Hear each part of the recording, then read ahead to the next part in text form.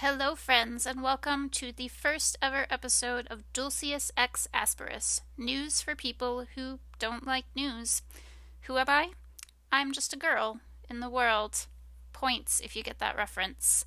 I summarize some of this week's biggest stories so you don't have to read them, unless you want to. You know, you do you. The biggest news since the election has been President elect Trump's cabinet picks.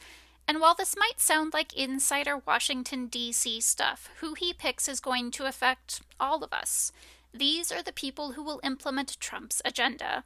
And, more importantly, his choices tell us whether he was serious about following through on the policies he discussed on the campaign trail. So here are some of President elect Trump's most notable cabinet picks. We'll start with Secretary of State Marco Rubio. At one point, Marco Rubio called Trump a con artist and vulgar, though apparently he's changed his mind on that because he's become a very strong Trump ally since. Also, at one point, Marco Rubio supported Ukraine in its war against Russia, but he's been waffling a little bit on that too, probably to bring his position closer to President Trump's on the issue. I guess as far as Marco Rubio's concerned, you could say he's consistently inconsistent. That brings us to the Attorney General pick. The Attorney General is in charge of the Justice Department, which makes it especially odd that Trump's pick for Attorney General is a guy who was investigated for having sex with a minor and supported the conspiracy theories surrounding January 6th. As Attorney General, Gaetz would have a lot of influence over the cases of the people arrested for violently storming the Capitol. For Secretary of Defense, the person in charge of the Defense Department, Trump has chosen Pete Hegseth, a guy who has mocked transgender soldiers, doesn't think women should be in combat positions, defended war crimes, and supported Trump's widely criticized interactions with North Korean dictator Kim Jong-un. Do you remember the woman who almost became Trump's vice president, but then fell out of the running after a scandal because she bragged about killing her own dog? Yeah, that's the woman Trump wants in charge of Homeland Security. For Education Secretary, Trump chose Linda McMahon, a former professional wrestling executive. I guess this makes sense, since Trump has gone on the record saying he'd like to dissolve the Education Department entirely. Trump's choice for Director of National Intelligence is a woman who has regularly embraced Russian talking points at a time when Russia is actively working against United States interests around the world. The Medicare and Medicaid programs govern health care for seniors and many others in the United States. Trump's pick to run these programs is best known for dispensing dubious medical advice on his daytime talk show, and has promoted false treatments for COVID-19. Lee Zeldin, the guy Trump wants to put in charge of the Environmental Protection Agency, has consistently voted against clean water and clean air. For the United Nations ambassador, a position that requires dealing with many foreign governments, Trump has chosen Elise Stefanik, a person with minimal foreign policy experience.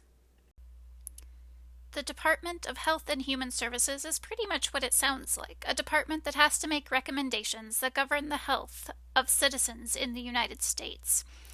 There are so many things you could say about Robert F. Kennedy Jr., but it's enough to note here that he's anti-vaccine and has disputed the connection between HIV and AIDS. The Interior Secretary manages federal lands like the National Park Service and conservation areas. Trump's pick for Interior Secretary has promised to open federal lands to oil and gas drilling. For Veteran Affairs Secretary, Trump chose one of his most vocal defenders during the first impeachment. The Department of Commerce is supposed to promote United States business interests. While Howard Lutnick might have the experience to do that, I doubt it's a coincidence that he donated or raised more than $75 million for groups supporting Trump in the 2024 election. Also, he's a defender of the tariff policies. that Trump wants to enact, and most economists agree, would raise the cost of living for families in the United States.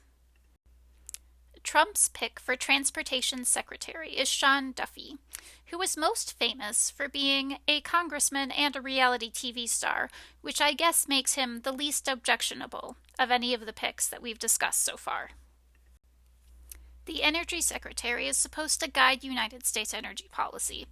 This is a big job that has to address complicated issues like how do we keep up with energy demand and deal with climate change. Trump's pick, Chris Wright, has no government experience and is anti-climate science. Okay, so that was a bunch of not great news. But there was a story this week that reminded me of why we build connections and how sharing our stories with each other can be so powerful and healing. This is a story from the Washington Post about two Marines who fought together. One died, one survived. And decades after World War I, the descendants of these two men happened to find each other and share their stories. And while we're talking about stories that connect people, I wanted to give out a book recommendation. This book, A Psalm for the Wild-Built by Becky Chambers, is like a warm cup of tea after a hard day. If you want to imagine a world where humans have everything they need and we don't collapse the ecosystem while doing it, this is a book for you. A lot of people are feeling unsteady right now, so I wanted to share a resource I've found helpful. This website is called Finding Steady Ground, and they have a couple tips for staying sane when everything feels so, well, not sane. Their first tip is to make a conscious decision about when and where you'll get your news, and be very intentional about it. Maybe you don't check the news right before bedtime, or maybe you know after you check the news you need to relax a little bit or go play a game. Just remember that as much as it's important to stay informed about the world, we also all need a little break every once in a while, and that's completely okay. While you might be worried about where the political winds are taking us, there are always small ways you can help. Give to the Max Day is coming soon. Your favorite organization might even have donations matched by a generous benefactor. If you'd rather donate time than money, just pick one helpful thing you can do. Maybe it's a small thing, like making a donation to a food shelter or checking in on someone you know who might be lonely. All good deeds matter, big or small. Until next time, take care of each other.